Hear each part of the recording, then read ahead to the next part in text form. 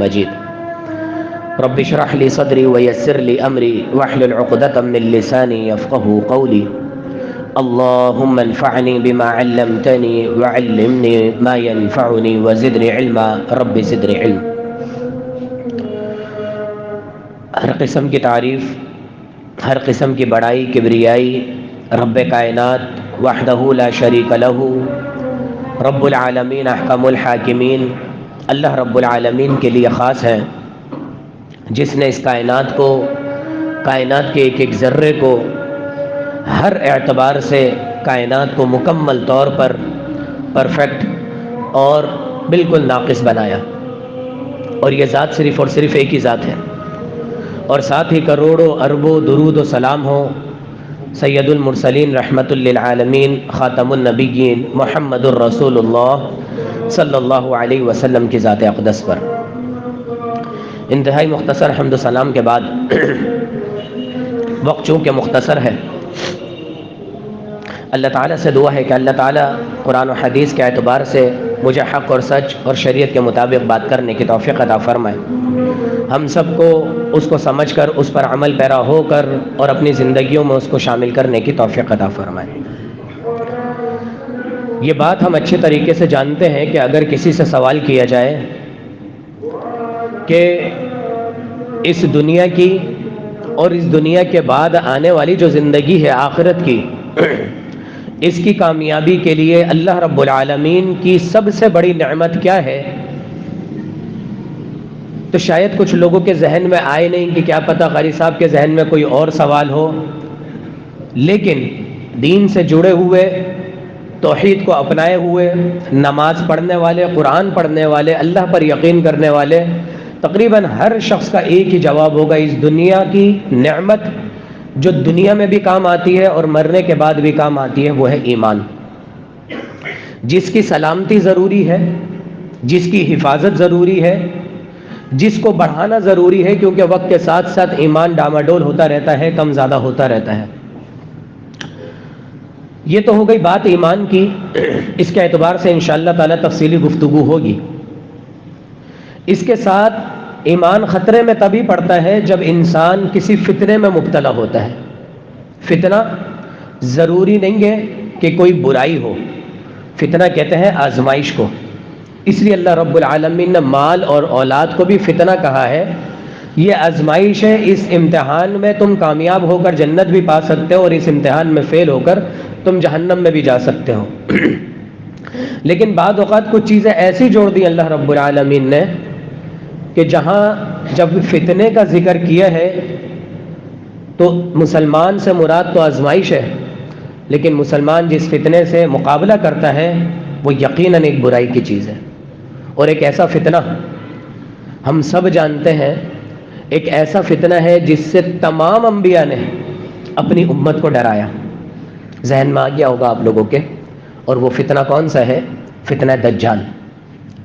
نام سنتے ہیں، احادیث میں نام سنتے ہیں، قرآن میں پڑھتے ہیں، تفسیروں میں دیکھتے ہیں، ویڈیوز دیکھتے ہیں، لوگوں کی ڈیبیٹ سنتے ہیں، لیکن پھر بھی حقائق سے دور ہیں اور یہ سوچتے ہیں کہ پتہ نہیں کب آئے گا، کب قیامت کے قریب ہوگا۔ لیکن یہ بات نہیں سوچتے کہ اللہ رب العالمین کو معلوم تھا کہ دجال آخری زمانے میں آئے گا، نبی صلی اللہ علیہ وسلم کے بھی اس دنیا سے رخصت ہو جانے کے بعد پھر بھی ہر نبی کو ڈرایا اور بتایا کہ اپنی امت کو ڈرا دو۔ تو وہ جو نبی تھے انہوں نے کیا اپنی مرضی سے ڈرایا؟ نہیں، اللہ رب العالمین کی حکمت ہے، اللہ رب العالمین کے حکم سے ڈرایا۔ اس کا مطلب یہ ہے کہ فتنہ ہماری زندگی میں چاہے ہمیں معلوم ہو کہ نہیں آئے گا یا اس کے کوئی آثار نظر نہ آ رہے ہوں، لیکن پھر بھی اپنے بچوں کو اس سے آگاہی دینی چاہیے کہ بیٹا اس چیز سے دور رہنا۔ پتہ ہے ہمیں کہ پتہ نہیں کتنے عرصے کے بعد ہوگا۔ مثال کے طور پر ایک حدیث بیان کی جاتی ہے، اور حدیث بھی صحیح ہے، کہ ایک وقت ایسا آئے گا کہ روڈوں پر، سڑکوں پر سر عام زنا ہو رہا ہوگا۔ اللہ اکبر کبیرہ۔ آج جس کو لوگ بند کمرے میں کرتے ہوئے بھی ڈرتے ہیں، وہ سر عام ہو رہا ہوگا، اور پھر کوئی شخص چلنے والا یہ کہے گا بھائی تھوڑا سا سائڈ پہ ہو کر لو، چلنے والوں کو تو راستہ دے دو. اس کا ایمان کا لیول یہ ہوگا کہ وہ اس وقت کے لوگوں میں سب سے اعلیٰ درجے کا ہوگا کہ اپنے آپ کو بچا رہا ہے. اور صرف لوگوں کو اللہ یہ نہیں کہہ رہا کہ نہیں کرو، ان کے خلاف جہاد نہیں کر رہا، تلوار لے کے نہیں اٹھ رہا، کیونکہ ہے ہی نہیں طاقت، ساز و سامان ہی نہیں ہے، ماحول ہی اتنا بڑھ گیا. لیکن ہم یہ دیکھتے ہیں کہ الحمدللہ ثم الحمدللہ کہ ہم یہ وقت نہیں دیکھیں گے. اللہ رب العالمین سے اچھی امید ہے، اور دعا یہ ہے کہ ہماری نسلیں بھی وہ وقت نہ دیکھیں. جب زنا کا یہ عالم ہوگا تو پھر گانوں کا اور فلموں کا اور دیگر چیزوں کا کیا عالم ہوگا. تو فتنہ دجال ایسا فتنہ ہے کہ جس کو سمجھنا بہت ضروری ہے، اور کسی بھی وقت اور کسی بھی شکل میں رونما ہو سکتا ہے. دجال کا معنی کیا ہے؟ دجال ہے دجل سے، دجل کہتے ہیں دھوکہ دینے کو. کسی بھی چیز کے اعتبار سے آپ کو اگر دھوکہ دیا جا رہا ہے تو وہ آپ کے ساتھ دجل کیا جا رہا ہے.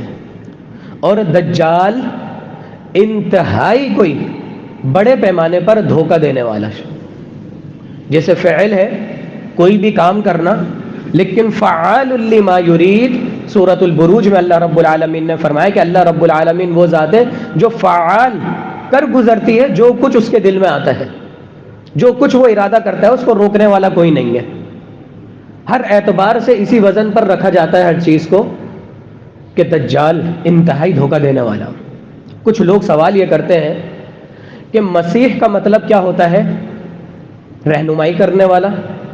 کوئی شخص کسی کی مدد کر دیتا ہے، مرتے ہوئے کو بچا لیتا ہے، بڑی مصیبت سے نکال دیتا ہے، تو ہم عموماً کہہ دیتے ہیں کہ یہ تو ہمارے لیے بڑا مسیحا ہے، مسیحا بن کر آیا ہے یہ شخص. تو پھر دجال کے ساتھ مسیح کا ورڈ کیوں یوز کر دیتے ہیں کہ مسیح الدجال؟ اللہ کے نبی صلی اللہ علیہ وسلم نے بھی جب بچنے کی اس سے دعائیں فرمائیں تو اس کے اندر بھی، حدیث میں بھی اور دعاؤں میں بھی، اللہم انی اعوذ بک من عذاب القبر واعوذ بک من فتنة المسیح الدجال واعوذ بک من فتنة المحیا وفتنة الممات. اس دعا کو انشاءاللہ تعالی ہم اور آخر میں رکھیں گے تاکہ جتنے بھائی آ جائیں ان سب کو یہ دعا یاد ہو جائے.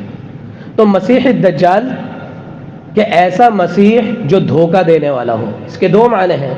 ایک تو یہ کہ حضرت عیسیٰ مسیح وہ ان کے ساتھ مقابلہ کریں گے تو ہی یہ ہار مانے گا، کسی اور کے قابو میں نہیں آئے گا. دوسرا یہ ایسا دھوکہ دے گا جو مسیح بن کر آئے گا، مسیح بن کر آئے گا. اگر ہم آج کے دور میں غور کریں، میں ابھی اس دور میں جا ہی نہیں رہا کہ ہمیں لگے گا کہ پتہ نہیں ہم کون سی خیالی دنیا کی بات کر رہے ہیں. آج کی دنیا میں بھی کتنے ہی ایسے لوگ، ایسی کمپنی، ایسے برانڈ ہیں کہ جو مسیح بن کر آتے ہیں لیکن حقیقتاً آپ کو دھوکہ دے رہے ہوتے. کیا مطلب ہے؟ غور کریں اپنے ارد گرد. ہمارے استعمال کی وہ چیزیں جو انتہائی غیر ضروری تھیں اور ہمارے لیے اس کو ضروری بنا کر ہماری زندگی کا حصہ بنا دیا گیا. صرف ایک چھوٹی سی چیز، پیکٹ والے دودھ کو لے لیں. جب ان کے اشتہار آتے ہیں، ان کے ایڈورٹائزمنٹ آتے ہیں تو کیا بنایا جاتا ہے، کیا بتایا جاتا ہے کہ یہ جو کھلا دودھ ہے یہ آپ کے لیے نقصان دہ، آپ کے بچوں کے لیے نقصان دہ، آپ کی صحت کے لیے نقصان دہ ہے. اگر آپ کو اچھی چیز چاہیے اور صحت مند چیز چاہیے تو آپ یہ پیکٹ والا دودھ لیں. اور کیا ہوتا ہے اس کے اندر؟ اللہ اکبر کبیرہ. وہ سٹرک اور وہ کیمیکل یوز کیا جاتا ہے جو انتہائی انسان کے لیے مضر اثرات ہے، زہر ہے، لیکن دودھ کو صحیح رکھنے کے لیے استعمال کیا جاتا ہے تاکہ وہ پیکٹ والا دودھ آپ کہیں پر بھی لے جائیں. آپ لے کر تو آئیں 1 کلو دودھ گھر پہ اور چھوڑ دیں اس کو صبح سے شام تک، خراب ہو جائے گا، پھٹ جائے گا، ضائع ہو جائے گا، پینے کے قابل نہیں رہے گا، بدبو آ جائے گی اس کے اندر سے، پھپھوندی لگ جائے گی کچھ دیر کے بعد.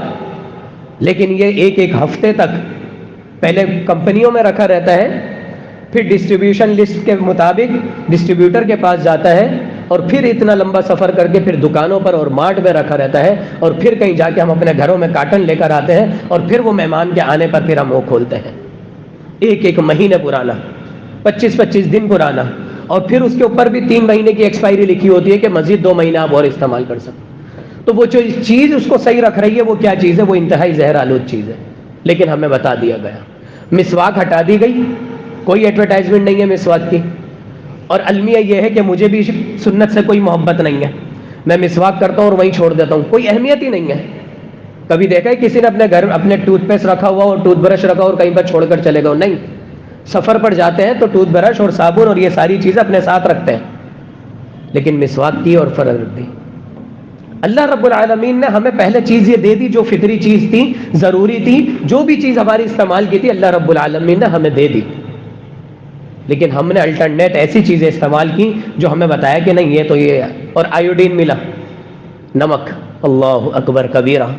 پہلے ہم بھی یہی سمجھتے تھے کہ آیوڈین ملا نمک جو ہے وہ صحت کے لیے بڑا اچھا ہوتا ہے، بعد میں پتہ چلا ہے آیوڈین خود نقصان دہ ہے، ہمیں لاہوری نمک استعمال کرنا چاہیے، کھلا نمک استعمال کرنا چاہیے۔ اس طرح کی کئی ایک چیزیں ہیں۔ چینی، سفید زہر کہا جاتا ہے اس کو، کمپنیاں بنا دی، اور وہ کمپنیاں کون چلا رہے ہیں؟ ہم سب جانتے ہیں، ہمارے حکمران چلا رہے ہیں، اور کس طریقے سے چلا رہے ہیں ہم سب جانتے ہیں کہ ذخیرہ اندوزی کر کے صرف منافع کمانے کے لیے۔ اور وہ جو گڑ جو ہمارے لیے بہتر تھا وہ گوداموں میں پڑا چوہے کھا رہے ہوتے ہیں اس کو۔ جائیں آپ گڑ کے گودام میں، آپ کا دل نہیں چاہے گا کہ گڑ خریدنے کو، اتنے چوہے ہوتے ہیں وہاں پر، اتنی گندگی ہوتی ہے، لیکن بہرحال استعمال کرنے والے لوگ استعمال کرتے ہیں۔ یہ چند مثالیں ایسی تھی یہ سمجھانے کے لیے جو ہماری زندگی سے ریلیٹڈ ہے، اور ان کو بتانے والا، ان کو چیزوں کو پیچھے کر کے اور اصل غلط چیز کو لانے والا، اصل چیز کو ختم کرنے والا ہمارا مسیحا بن کر آتا ہے، لیکن اصل میں حقیقت میں وہ ہمیں دھوکہ دے رہا ہوتا ہے۔ یہی معاملہ WHO کا ہے، جانتے ہیں WHO، ورلڈ ہیلتھ آرگنائزیشن، جو دوائیاں نکالتی ہے لیکن دوائیوں سے پہلے وائرس نکال دیتی ہے، وائرس لانچ کر دیتی ہے۔ کرونا آیا نہیں تھا، کرونا لانچ کیا گیا تھا، اس کی مہم ہم نے 2020 میں ہی چلائی تھی جب 19 کے اینڈ میں آیا تھا، لیکن بہت سارے لوگوں کو نہیں سمجھ میں آئی، بات نہیں سمجھ میں آئی، لیکن آج 2 سال کے بعد پھر پتہ چلا کہ واقعی یہ تو بہت بڑا گیم تھا۔ پہلے لانچ کیا اور پھر اس کے لیے دوائیاں نکالی، اور پھر اس کے بعد کس طریقے سے دنیا کو قابو میں کیا گیا۔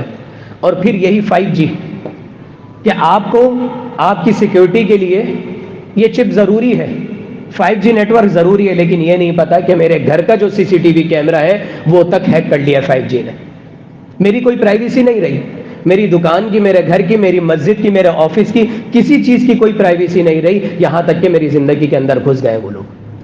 یہ دجال کے، یہ کہہ لیجئے آپ چھوٹے چھوٹے کارکن ہیں، اور اس سے بچنے کے لیے اللہ رب العالمین نے جو فارمولہ بتایا ہے وہ کیا بتایا ہے؟ سورۃ الکہف، اللہ اکبر۔ ہر جمعے کو پڑھنے کی تلقین کی، ہر 7 دن کے بعد دہراؤ، بلکہ 6 دن کے بعد 7ویں دن دہراؤ، 6 دن کے بعد دہراؤ۔ آخر کیا ہے اس کے اندر؟ صرف رٹا لگانا ہے ہم نے، بس پڑھ کے آدھے گھنٹے میں سورہ کہف فارغ کی اور پھر اس کے بعد آ کر بیٹھ گئے؟ نہیں میرے بھائی، کیا ایسی باتیں ہیں اس کے اندر، کیا ایسی واقعات ہیں اس کے اندر جس سے میں شیطان سے، دجال کے فتنے سے اور دجال کے دھوکے سے بچ سکتا ہوں؟ صرف ہم 10 منٹ میں اس کا جائزہ لے سکتے ہیں میرے بھائی، مکمل احاطہ نہیں کر سکتے، بہت لمبا ٹاپک ہے، صرف میں موٹی موٹی چند باتیں آپ کو بتانے لگا ہوں انشاءاللہ تعالی۔ آپ کو پتہ ہے آج اس پچھلے 30 سالوں میں جتنی تفاسیر سورہ کہف کی ہوئی ہیں قرآن کی کسی سورت کی نہیں ہوئی۔ وجہ کیا ہے؟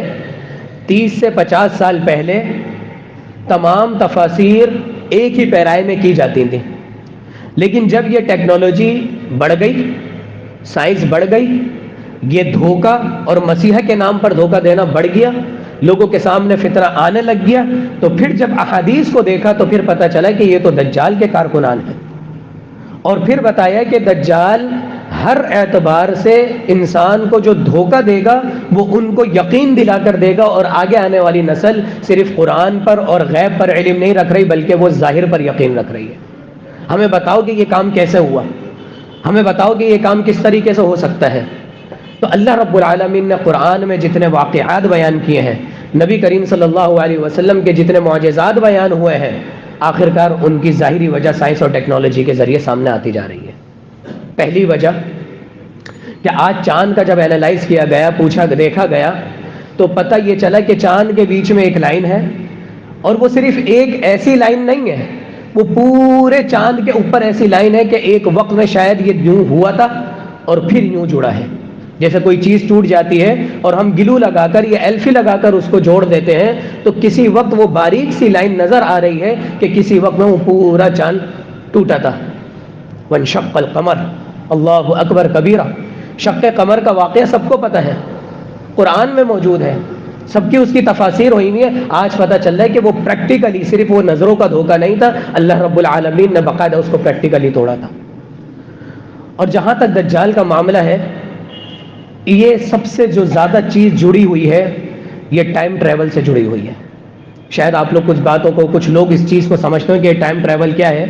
ٹائم ٹریول ایک ایسی چیز ہے کہ اس دنیا میں اس جگہ پر کچھ اور وقت ہو رہا ہو اور دوسری دنیا میں کوئی اور وقت ہو رہا ہو, اور ایک شخص ایک ہی وقت میں دو زندگیاں جی کر آ جائے اور اسے معلوم بھی نہ ہو, یا پھر اللہ رب العالمین کے ذریعے اس کو معلوم ہو جائے. کیا ایسا ممکن ہے؟ دجال اصل میں یہی کچھ کرے گا. نبی کریم صلی اللہ علیہ وسلم نے فرمایا کہ جب دجال آئے گا تو اس کا پہلا دن 1 سال کے برابر ہوگا, اس کا دوسرا دن 1 مہینے کے برابر ہوگا, اور اس کا تیسرا دن 1 ہفتے کے برابر ہوگا, اور پھر بقایا دن اس کے ہمارے عام دنوں کی طرح ہوں گے. کیا معنی ہے, کیا مفہوم ہے؟ کچھ بھی سمجھ میں نہیں آ رہا اس حدیث سے بظاہر. اور ہم سے پہلے لوگوں نے, جن کو یہ علم نہیں تھا, سائنس کا علم نہیں تھا, ٹیکنالوجی اتنی ایڈوانس نہیں ہوئی تھی, لیکن اللہ پر ایمان تھا, وہ دن اتنا لمبا ہوگا جس کی بنا پر لوگ اس کو خدا مان لیں گے. تو آنے کے بعد سب سے پہلے وہ ٹائم سے چھیڑ چھاڑ کرے گا. کس قسم کی چھیڑ چھاڑ کرے گا یہ ہم اندازہ نہیں لگا سکتے, لیکن سب سے پہلے آنے کے بعد وہ یہی کہے گا کہ اب سورج نہیں ڈوبے گا. اور واقعی سورج نہیں ڈوبے گا, 1 سال تک کا ایک دن رہے گا. ایسا کیسے ہو سکتا ہے؟ ایسا ہو سکتا ہے, بالکل ہو سکتا ہے. اس کی پہلی مثال احادیث کے اندر جو ملتی ہے اور قرآن کریم کے اندر جو ملتی ہے, 15واں سپارہ اٹھائیے اور اس کی پہلی آیت, بسم اللہ الرحمن الرحیم, سبحان الذی اسری بعبدہ لیلا من المسجد الحرام الی المسجد الاقصی. سبحان, وہ ذات پاک ہے بالکل. جس طرح پہلی آیت اس کی بہت معنی رکھتی ہے, اسی طرح سورہ کہف کی بھی پہلی آیت میں آپ کے سامنے ذکر کروں گا کہ اس کے اندر کے واقعات, اور اس کی پہلی آیت آخر کیا ہمیں سمجھاتی ہے کہ وہ ذات جو ہر عیب سے پاک ہے, اس کے اوپر کسی قسم کا شک نہیں ہو سکتا, کسی قسم کا اس کے اوپر ڈاؤٹ نہیں ہو سکتا. وہ ذات ایسی ہے جس نے نبی اپنے بندے کو, نبی کریم صلی اللہ علیہ وسلم کو رات کے ایک حصے میں, لیلم, رات کے ایک حصے میں مسجد مکہ سے لے کر مسجد اقصی تک, اور پھر اللہ اکبر, ساتوں آسمانوں کے اوپر. صرف ایک طرفہ سفر نہیں ہے یہ سفر 2 طرفہ ہے. اور صرف آنا جانا نہیں ہے, سینکڑوں لوگوں سے ملاقاتیں ہیں, اور صرف ملاقاتیں نہیں ہیں, ان سے سوال جواب ہے. اور سوال جواب کے بعد بھی صرف یہ نہیں کہ سوال دیا اور جواب آیا, نہیں, ہر چیز کو سمجھا ہے. اللہ رب العالمین سے کچھ چیز لی ہے, نمازوں کا تحفہ لیا ہے, اور پھر اپنے بستر پر آئے ہیں تو بستر ابھی گرم کا گرم باقی ہے. اور اس پر یقین کرنے والے کون شخص ہیں؟ پہلے اللہ اکبر, ابو بکر صدیق رضی اللہ عنہ. کیا کہہ رہے ہیں وہ کہ اگر محمد صلی اللہ علیہ وسلم نے یہ بات کی ہے تو یہ بات 100% سچ ہے, میں اس کو جھوٹا نہیں مان سکتا. تو ہم نے بھی یہ کہنا ہے کہ دجال کے آنے کے بعد یا دجال کے کارندوں کے ساتھ کہ اگر قرآن نے یہ بات کہی ہے تو یہ بات 100% سچ ہے. آپ یہ جو مثالیں دجال کو لے کر ابھی بیان کر رہے ہو, ٹیکنالوجی کو لے کر ابھی بیان کر رہے ہو, سائنس کو لے کر ابھی بیان کر رہے ہو, اللہ رب العالمین نے تو 1400 سال پہلے جو کتاب نازل ہوئی تھی اس کے اندر بیان فرما دیا. نبی کریم صلی اللہ علیہ وسلم جب یہاں سے اٹھے تو یہاں پر رات کا ایک پہر تھا, لیکن ہر آسمان پر جاتے ہیں اور اس کے راستے ہیں باقاعدہ. ہم یہ نہیں کہ ہم نے نظر اٹھائی اور کہیں سے بھی نکل گئے. اور یہ بات تو اب ہمیں پتہ چل گیا ریڈار کے ذریعے کہ جہاز جتنے بھی چلتے ہیں وہ کوئی ایسے ہی ہوا میں نہیں چل جاتے, باقاعدہ ان کے راستے ہوتے ہیں کہ اس ملک جانا ہے تو یہ راستہ اپنانا ہے, اس ملک جانا ہے تو وہ راستہ اپنانا ہے. ہمیں تو یہ پہلے تو ہم بچپن میں یہی سمجھتے تھے بھائی جہاز اڑ گیا یوں کرے اور وہاں پر پہنچ گیا. نہیں میرے بھائی, ایک ایک چیز کا راستہ اور ایک ایک چیز کی ڈائمنشن اور ایک ایک چیز کی اسپیڈ, ہر چیز بالکل پرفیکٹ ہے کہ اتنی اسپیڈ میں آپ نے آنا ہے تو آپ صحیح جگہ پر اتر پائیں گے. اگر زیادہ اسپیڈ ہو گئی تو جہاز نہیں رک پائے گا, ٹیڑھا ہو گیا تو پھر وہ کریش ہو جائے گا. اس کی نوک پہلے نہیں لگنی چاہیے, اس کی دم پہلے نہیں لگنی چاہیے, اس کے اگلے ویل پہلے لگنے چاہیے, پچھلے ویل اس کے پہلے لگنے چاہیے, جو بھی ایک طریقہ کار ہے. اسی طریقے سے آسمان کے راستے ہیں. نبی کریم صلی اللہ علیہ وسلم ہر آسمان پر جاتے ہیں اور کھٹکھٹایا جاتا ہے, باقاعدہ دروازے ہیں, اور وہاں سے فرشتہ پوچھتا ہے کہ بھائی کون آیا ہے. نہ فرشتوں کو پتا کہ دروازے کے اس طرف کون ہے، اور نہ نبی محمد صلی اللہ علیہ وسلم کو پتا کہ وہ جو فرشتہ ہے اس دروازے کے اس طرف وہ کون ہے۔ حضرت جبریل بتاتے ہیں کہ محمد صلی اللہ علیہ وسلم آئے ہیں، دروازہ کھولا جاتا ہے اور بڑے آسان طریقے سے خوش آمدید کیا جاتا ہے۔ ہر آسمان پر دروازہ کھولا جاتا ہے، اس کا مطلب ہے آسمان کے اوپر جانے کا وہی ایک دروازہ ہے، کہیں سے بھی جا سکتے تھے، دروازہ کھولا گیا۔ ہر آسمان پر ایک ایک نبی سے ملاقاتیں ہوئی ہیں، ان سے خیر خیریت ہوئی ہے، ایک دوسرے کو سلام پیش کیا ہے، اور پھر سدرۃ المنتہا تک پہنچے ہیں۔ وہاں پر حضرت جبرائیل علیہ الصلاۃ والسلام کے 600 پر دیکھے ہیں، ان کی اصل حالت میں ان کو دیکھا ہے۔ یہ انتہائی مختصر کر کے میں آپ کو جو چیز اصل سمجھانا چاہ رہا ہوں۔ اور پھر جنت کی سیر کی ہے، جنت میں حضرت بلال رضی اللہ تعالیٰ عنہ کے قدموں کی آواز سنی ہے، اور پھر جہنم کو دیکھا ہے، اور پھر جہنم میں ہوتے ہوئے لوگوں کے عذاب کو دیکھا ہے، اور حضرت جبریل سے پوچھا ہے کہ یہ عذاب کس شخص کو ہو رہا ہے۔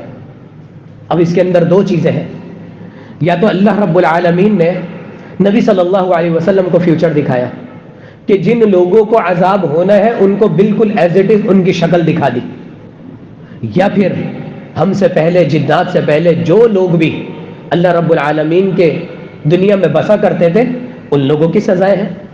جہنم کی کوئی لمبائی قید نہیں ہے، جنت کی بھی کوئی لمبائی قید نہیں ہے۔ جنت کے بارے میں بھی یہ یاد ہے، جہاں تک نظر جائے گی وہاں تک جنت ہے، چلتے رہیں آپ، جہاں تک نظر جائے گی وہاں پر جنت ہے، تو اس کی کوئی قید نہیں ہے، اور کچھ نہیں پتا کہ کتنی جنتیں ہوں اللہ رب العالمین کے پاس اور کتنی جہنمیں ہوں اللہ رب العالمین کے پاس۔ یقیناً ہم سے پہلے جو قوم بستی تھی اس کی نافرمانیاں بھی اللہ رب العالمین نے دکھائی ہوں گی کہ اس شخص نے یہ گناہ کیے تھے، پیٹ کے اندر سانپ گھوم رہے ہیں، کس کا عذاب ہو رہا ہے؟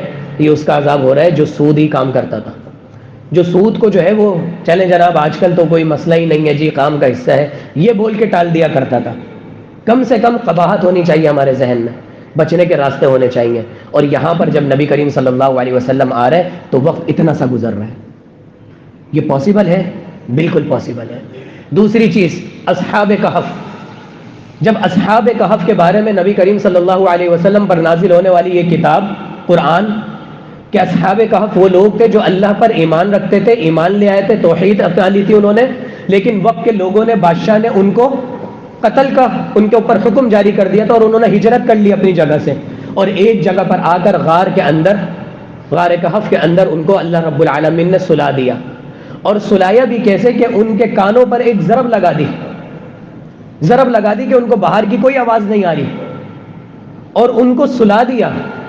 اور کس قدر لمبا سلا دیا کہ جب وہ لوگ اٹھے تو آپس میں پوچھتے ہیں کہ کم لبثت، تو ہم کو کتنی دیر میں اٹھایا گیا؟ تو انہوں نے کہا کہ بعض یومن او بعض یوم، کہ ہم شاید ایک دن سوئے ہیں یا پھر دن کا ایک حصہ سوئے ہیں، پورا دن بھی نہیں سوئے۔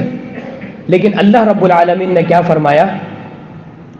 قال وَلَبِثُوا فِي كَهْفِهِمْ 300 سِنِينَ عَدَدًا، اللہ رب العالمین نے فرمایا کہ ہم نے ان کو 309 سال سلایا۔ اللہ اکبر کبیرہ، غار کے اندر صرف ایک دن یا دن کا کچھ حصہ گزرا ہے، اور غار کے باہر 309 سال گزر گئے، 3 صدیاں گزر گئیں، 4 نسلیں گزر گئیں۔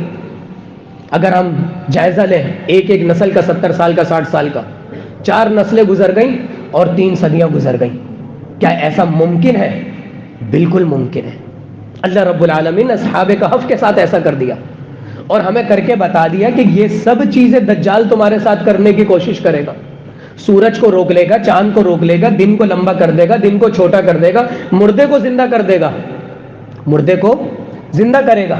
یہ تو حقیقت بات ہے، یہ تو ساری مشہور حدیث ہے، لیکن تم نے اپنے ایمان کو نہیں ڈگمگانا ہے۔ کیوں؟ دجال سے کون بچ پائے گا جس کو یہ ساری سائنس کی اور ٹیکنالوجی کی معلومات ہوگی؟ نہیں، یہ تو ایک حصہ ہے سمجھنے کے لیے۔ اصل چیز یہ ہے کہ قرآن کی معلومات ہونی چاہیے، قرآن کے اوپر ایمان ہونا چاہیے، اللہ رب العالمین کی کتاب کی تفسیر معلوم ہونی چاہیے۔ صرف قرآن رٹے کے اعتبار سے نہیں معلوم ہونا چاہیے کہ بس پڑھ لیا۔ اس لیے اللہ رب العالمین نے قرآن کریم کی سورہ کہف کی پہلی آیت میں فرمایا بسم اللہ الرحمن الرحیم الحمد للہ الذی انزل علی عبدہ الکتاب ولم یجعل لہ عوجا۔ کیا معنی ہے؟ جو شخص ہر جمعے کو پڑھتے ہیں نا سورہ کہف، میں ان سے کہوں گا کہ کم سے کم اس کا معنی آپ کو تو آنا چاہیے۔ الحمد للہ الذی، یہ ساری سائنس، یہ ساری ٹیکنالوجی، یہ ساری زمین، سیارے، تعریف کس کی ہے؟ الحمدللہ الذی، اس ذات کی تعریف جس نے یہ بنایا ہے. الحمدللہ الذی انزل، اس ذات کی تعریف جس نے یہ نازل کیا. آسمان سے آئی ہے یہ کتاب، کتابی شکل میں نہیں آئی لیکن الفاظ آئے آسمان سے. علی عبدہ الکتاب، اپنے بندے پر یہ کتاب نازل کی ہے اس نے، کسی فرشتے پر نہیں کی، کسی جن پر نہیں کی، ایسے ہی الہام نہیں کر دی، اپنے بندے پر نازل کی ہے. وَلَمْ يَجْعَلْ لَهُ، آپ اس کے اندر نہیں دیکھیں گے عوجا، کوئی کجی، کوئی ٹیڑھا پن، کوئی نقص. دیکھا جائے تو کتنا بڑا انسان سوچے ایسا کیسے ہو سکتا ہے کہ غار کے اندر سوئے ہوئے لوگوں نے ایک دن بھی نہیں گزارا اور غار کے باہر 309 سال گزر گئے. سب پاسبل ہے. یہ کیسے کیا اللہ تعالیٰ نے آگے اور بھی بتایا. ہم سورج کو پلٹ دیا کرتے تھے، سورج ان کے اوپر روشنی نہیں بانٹتا تھا، سورج کا راستہ بدل دیا کرتے تھے. کیسے ہوا یہ سب؟ اللہ رب العالمین نے چاہا تو کسی وقت ہم ایک ایک واقعے کو لیں گے اور ایک قرآن کی 2 آیتوں کو سمجھنے کی کوشش کریں گے. اور سب سے پہلی چیز اس کے اندر یہی کہ ان ساری چیزوں کے پیچھے جو مقصد ہے وہ ہم فتنہ مسیح دجال سے بچنے کی کوشش کریں گے. اور اللہ کے نبی صلی اللہ علیہ وسلم نے دعا بتلائی ہے، وہ دعا انشاءاللہ تعالیٰ سیکھتے ہیں، ہر نماز میں اس کا اہتمام کریں گے. اقول قولی ھذا واستغفر اللہ. اللہ کے نبی صلی اللہ علیہ وسلم نے فرمایا، صحیح بخاری کی، صحیح مسلم کی، ابن ماجہ کی اور دیگر احادیث حضرت ابو ہریرہ رضی اللہ تعالیٰ عنہ اس کے راوی ہیں کہ آپ علیہ الصلوۃ والسلام نے فرمایا کہ جو تشہد میں اس دعا کو لازم پکڑ لو. ان الفاظ کی وجہ سے حضرت ابو ہریرہ نے اس کی تاکید کی اور کئی علماء کے نزدیک، یا یہ کہہ لیں کہ چند علماء کے نزدیک یہ فتویٰ ہے، بہرحال اس پر ہمیشہ کا امپلیمنٹ نہیں ہو سکتا، بڑا سخت فتویٰ ہے، لیکن اس حدیث کے پیش نظر انہوں نے یہ فتویٰ جاری کیا کہ جو شخص تشہد میں یہ دعا نہیں پڑھے گا تو اس کی نماز نہیں ہوگی. لیکن ہم اپنی دنیا میں مگن ہیں، اگر کسی چیز کی اہمیت بتائی جا رہی ہے تو کم سے کم اس پر کان تو دھرے. اور وہ دعا کون سی ہے؟ وہی دعا جو میں نے آپ کو بتائی، اللہم انی اعوذ بک من عذاب جہنم ومن عذاب القبر. یہ 2 ہو گئے. ومن فتنة المسیح الدجال، فتنہ دجال، ومن فتنة المحیا وفتنة الممات. بظاہر یہ 5 چیزیں ہیں، کچھ احادیث میں 4 آئی ہیں، جس میں 5 آئی ہیں اس میں زندگی اور موت کے فتنے کو ایک سمجھ لیا گیا. اللہم انی اعوذ بک، یا اللہ میں تیری پناہ میں آتا ہوں، کسی اور کی پناہ میں نہیں جاتا، کسی عالم کی، کسی جو ہے مبلغ کی، کسی خطیب کی، کسی سائنس کی، کسی ٹیکنالوجی کی، کسی جدید آلات کی پناہ میں نہیں جاتا. اللہم انی اعوذ بک، یا اللہ میں تیری پناہ پکڑتا ہوں کس چیز سے؟ من عذاب جہنم، عذاب جہنم سے تو مجھے بچا لے. ومن عذاب القبر، اور مجھے عذاب قبر سے بچا لے. ومن فتنة المسیح الدجال، اور مسیح دجال کے فتنے سے بچا لے. اور پھر آخر میں کیا ہے؟ ومن فتنة المحیا وفتنة الممات، مجھے زندگی کے فتنوں سے بچا لے اور مجھے موت کے فتنے سے بچا لے. شیطان موت تک آپ کا پیچھا کرے گا، شیطان موت تک پیچھے لگا رہے گا کہ کہیں نہ کہیں اس کا ایمان ڈگمگا جائے.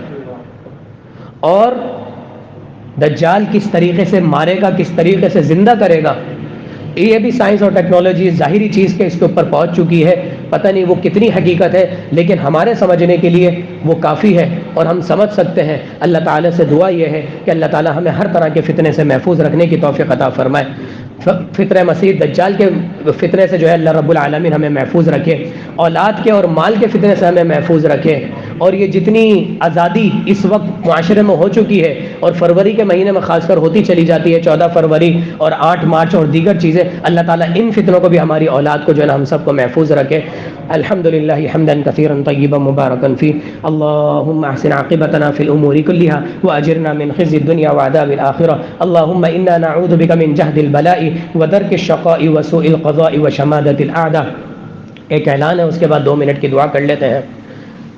ایک مسجد ہے، جو مسجد تو بہت بڑی ہے اور اس کی انتظامیہ بھی بڑی ہے، اس میں کوئی شک نہیں ہے، لیکن کل میرے ایک بھائی سے بات ہوئی، انہوں نے وہاں کے اندر کے حالات بتائے کہ وہ ابھی تک ان کے مسجد کے 2 مہینے کا بجلی کا بل ادا نہیں ہوا.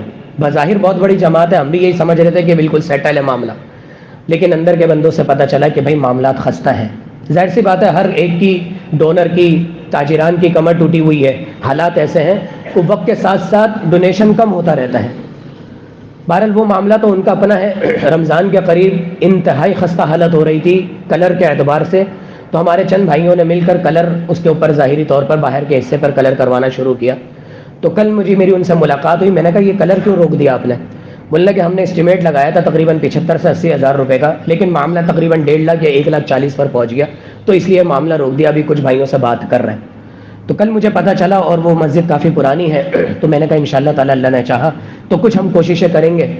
1,000 کی بھی کوشش ہوتی ہے ہماری طرف سے وہ بھی بہتر ہے، اور پورے 50,000 40,000 کی بھی کوشش ہو جاتی ہے.